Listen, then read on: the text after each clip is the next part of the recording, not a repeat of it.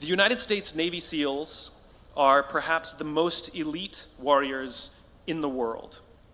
And one of the SEALs was asked, who makes it through the selection process? Who is able to become a SEAL?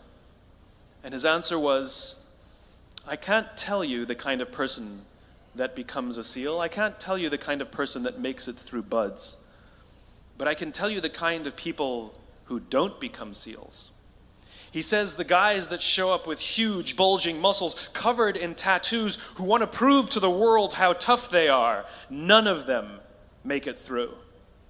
He said the preening leaders who like to delegate all their responsibility and never do anything themselves, none of them make it through.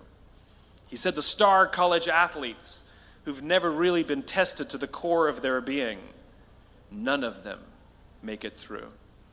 He says some of the guys that make it through are skinny and scrawny. He said some of the guys that make it through, you will see them shivering out of fear. He says, however, all the guys that make it through, when they find themselves physically spent, emotionally spent, when they have nothing left to give physically or emotionally, somehow, some way, they are able to find the energy to dig down deep inside themselves, to find the energy to help the guy next to them.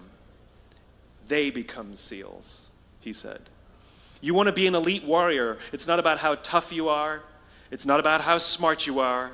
It's not about how fast you are. If you want to be an elite warrior, you better get really, really good at helping the person to the left of you and helping the person to the right of you. Because that's how people advance in the world. The world is too dangerous and the world is too difficult for you to think that you can do these things alone. If you find your spark, I commend you. Now, who are you going to ask for help, and when are you going to accept help when it's offered? Learn that skill. Learn by practicing helping each other. It'll be the single most valuable thing you ever learn in your entire life. To accept help when it's offered and to ask for it when you know that you can't do it. The amazing thing is when you learn to ask for help, you'll discover that there are people all around you who've always wanted to help you. They just didn't think you needed it because you kept pretending that you had everything under control.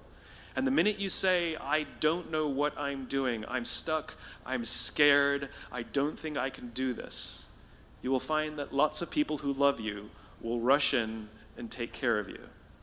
But that'll only happen if you learn to take care of them first.